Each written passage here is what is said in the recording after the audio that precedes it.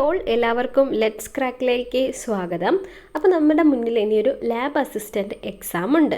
അതുമായി ബന്ധപ്പെട്ട വിവരങ്ങളിലേക്ക് നമുക്ക് നോക്കാം. ഓക്കെ, ഹയർ സെക്കൻഡറി വകുപ്പിൽ ലബോറട്ടറി അസിസ്റ്റൻ്റ് പ്രാഥമിക പരീക്ഷ ഡിസംബർ 28 നടത്തും. 10ാം തലം തസ്തികകളുടെ കൂട്ടത്തിലാണ് ഇത് ഉൾപ്പെടുത്തിയിരിക്കുന്നത്. 10th ലെവലാണല്ലോ. പ്രാഥമിക പരീക്ഷ വിജയിക്കുന്നവർക്ക് അടുത്ത വർഷം മുഖ്യ പരീക്ഷ നടത്തും. അതിലെ മാർക്കിൻ്റെ അടിസ്ഥാനത്തിലാണ് പിന്നീട് റാങ്ക് പട്ടിക തയ്യാറാക്കുന്നത്.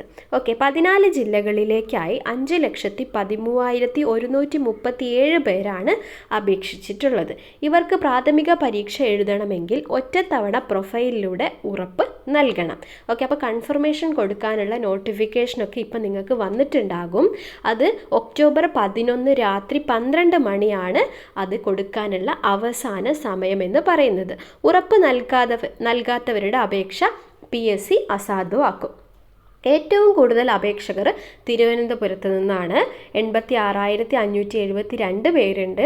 കുറവ് പത്തനംതിട്ടയിലാണ്, 15,484 പേര്. നിലവിൽ 93 ഒഴിവാണ് റിപ്പോർട്ട് ചെയ്തിട്ടുള്ളത്.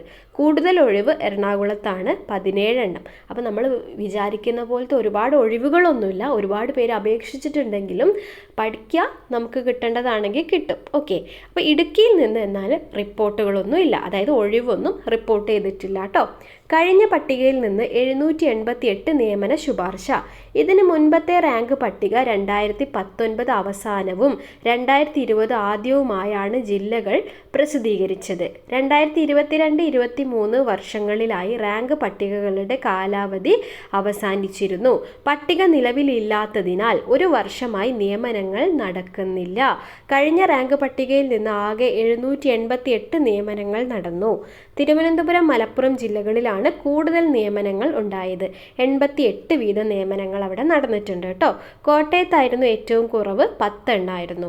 2017 ശേഷം 2023 ഈ തസ്തികയ്ക്ക് വിജ്ഞാപനം പ്രസിദ്ധീകരിച്ചത്. ഇത്തവണ 2 ഘട്ട പരീക്ഷയിലൂടെയാണ് റാങ്ക് പട്ടിക തയ്യാറാക്കുക. ഓക്കെ, അപ്പോൾ നമുക്ക് 2 ഘട്ടമുണ്ട്, പ്രിലിമിനറി ഉണ്ട്, മെയിനും ഉണ്ട്. പ്രിലിമിനറി എപ്പോഴാണ്? ഡിസംബർ 28 നടക്കുന്നത് എന്നാണ് പറഞ്ഞിരിക്കുന്നത്. അപ്പോൾ കൺഫർമേഷൻ കൊടുക്കാത്തവർ വേഗം കൊടുത്തോളാം. ഒക്ടോബർ 11 വരെയാണ് നമുക്ക് ഡേറ്റ് അതിൽ കൊടുത്തിട്ടുള്ളത്. ഇനി ഈ ഒഴിവുകൾ റിപ്പോർട്ട് ചെയ്തതിൻ്റെ അടിസ്ഥാനത്തിലുള്ളൊരു പട്ടികയാണ് ഇവിടെ കൊടുത്തിട്ടുള്ളത്. എത്ര പേര് അപേക്ഷിച്ചു, കഴിഞ്ഞ തവണ കേട്ടോ, കഴിഞ്ഞ തവണത്തെ നിയമന ശുപാർശ എത്രയായിരുന്നു എന്നുള്ളതൊക്കെയാണ് വിവരങ്ങളൊക്കെയാണ് ഇതിൽ കൊടുത്തിട്ടുള്ളത്. നിങ്ങൾക്ക് ചെക്ക് ചെയ്യാം കേട്ടോ, അതിവിടെ കൊടുത്തിട്ടുണ്ട്. ഓക്കെ, കാണാമല്ലോ, എല്ലാ ജില്ലേൻ്റെ ഉണ്ട്. അതിൽ നിങ്ങൾക്ക് ഇടുക്കിയിൽ കാണാം, ഒഴിവൊന്നും റിപ്പോർട്ട് ചെയ്തിട്ടില്ല. ബാക്കി എല്ലാത്തിൻ്റെയും കൊടുത്തിട്ടുണ്ട്. കോഴിക്കോട് 15, പിന്നെ എറണാകുളം 17, ഇതൊക്കെയാണ് കൂടുതലായിട്ടുള്ളത്. പിന്നെ തിരുവനന്തപുരത്ത് 12, ബാക്കി എല്ലാത്തിലും കുറവാണ്. കോട്ടയത്തൊക്കെ 1 ഉള്ളൂ കേട്ടോ. ഓക്കെ, അപ്പോൾ അതൊക്കെ നോക്കിയിട്ട് നന്നായിട്ടൊന്ന് പ്രിപ്പയർ ചെയ്ത് നോക്കുക.